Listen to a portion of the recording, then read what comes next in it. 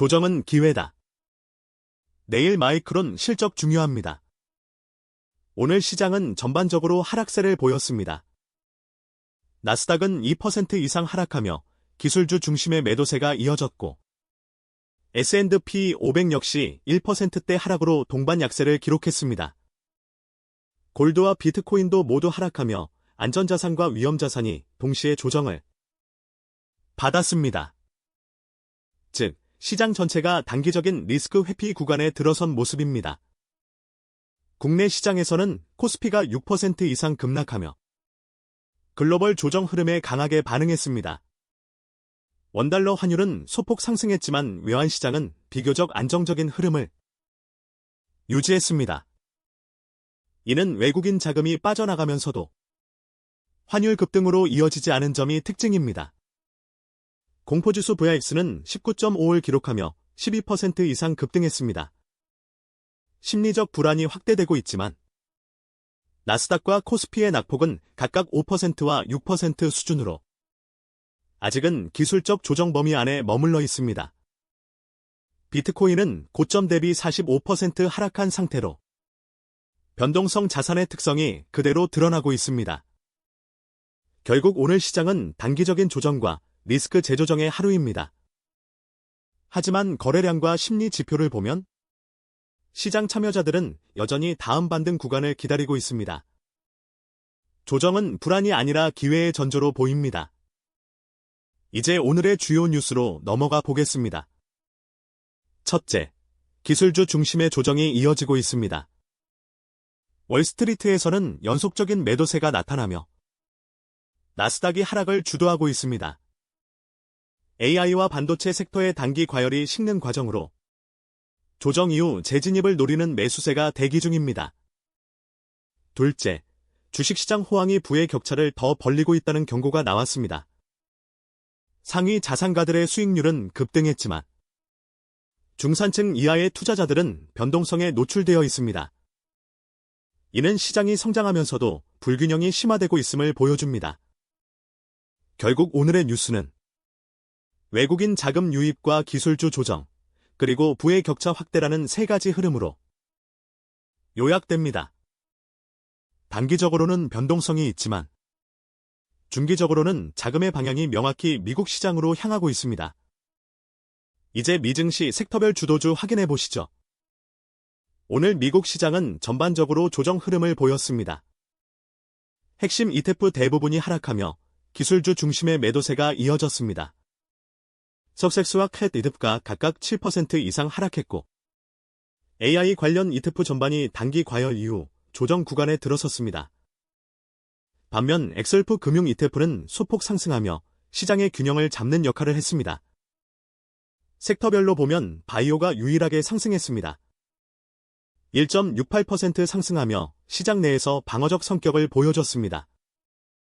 AI 데이터 센터와 인프라 섹터는 3% 하락, AI 메모리와 장비 섹터는 9% 급락을 기록했습니다.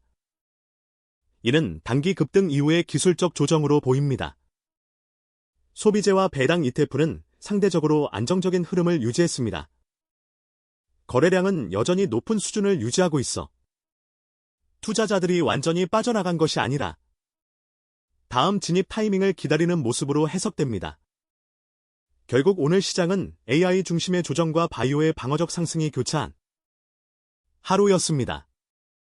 단기적으로는 변동성이 크지만 중기적으로는 AI 인프라와 메모리 섹터가 다시 시장을 주도할 가능성이 높습니다.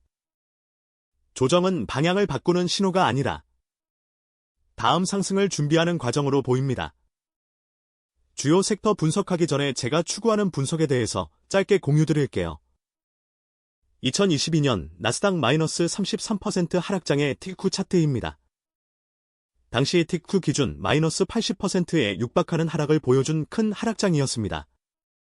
캔들 밑에 하늘색 별 보이시나요? 완벽한 바닥은 아니지만 유의미한 바닥 근처에서 총 5차례 신호를 주었습니다. 그럼 우리는 이와 같은 경우 어떻게 대응해야 할까요? 분할 매수로 대응을 하되 비중 조절하셔서 하면 큰 수익을 볼 수 있겠죠? 이제 주요 레버리지 이득표인 TQQ와 소스를 분석해 볼게요. 우선 TQQ부터 빠르게 보겠습니다. 오늘 TQQ 차트는 상승 추세 속에서 단기 조정을 거치는 흐름입니다. EMA를 보면 51선은 꾸준히 상승하며 단기 추세를 지지하고 있고 200일선 역시 완만하게 상승하며 장기 상승 구조를 유지하고 있습니다. 즉 가격이 흔들려도 전체 방향은 여전히 위쪽을 가리키고 있습니다. 거래량 흐름을 보면 평균보다 많은 거래가 진행되었고 매도세가 강한 흐름으로 진행됐습니다. 차트에 표시된 검은색 삼각형은 분할 매수 타점입니다. 이 구간은 과거에도 반등의 출발점이 되었던 자리이며 이번에도 2151선 근처에서 동일한 패턴이 나타나고 있습니다. 가격이 눌릴 때마다 매수세가 들어오는 구조가 반복되고 있습니다. 전체적으로 보면 TQQ는 조정 속에서도 상승 추세를 유지하고 있으며 EMA와 거래량 모두 상승 흐름을 지지하고 있습니다. 차트가 만들어내는 분할 매수 타점들은 시장이 다시 위쪽으로 움직일 준비를 하고 있다는 신호로 보입니다. 반도체 레버리지 속셀 도 빠르게 보겠습니다.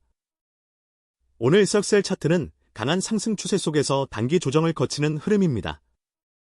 EMA를 보면 51선은 가파르게 상승하며 단기 추세를 강하게 지지하고 있고 200일선 역시 꾸준히 상승하며 장기 상승 구조를 안정적으로 유지하고 있습니다.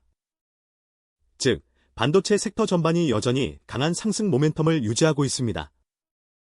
거래량 흐름을 보면 최근 조정 구간에서도 매수세가 꾸준히 들어오고 있습니다.